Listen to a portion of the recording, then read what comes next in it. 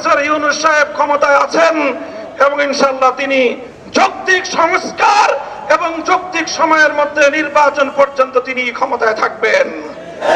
BNP সহ সকল রাজনৈতিক দলগুলোকে বলতে চাই, এভাবে আলটিমেটাম দিয়ে এবং এভাবে টাইম ফ্রেম বেঁধে দিয়ে দেশকে সামনের দিকে অগ্রসর করা সম্ভব হবে না। সহনশীল অবস্থানে আসুন।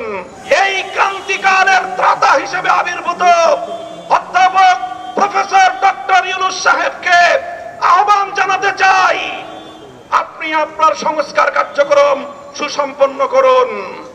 এদেশের রাজনৈতিক দলগুলোকে সঙ্গে নিয়ে নির্বাচন ব্যবস্থার আমূল সংস্কার সাধন করুন। প্রচলিত বর্তমানের দুর্বৃত্তায়নের নির্বাচনী ব্যবস্থায় এদেশের মানুষ বিশ্বাস করে না। এই দুর্বৃত্তপনার নির্বাচনের মাধ্যমে কিছু দুর্বৃত্তরাই সংসদ সদস্য হতে পারে, ভালো মানুষের সংসদ সদস্য নির্বাচিত হওয়ার কোনো ব্যবস্থা নেই।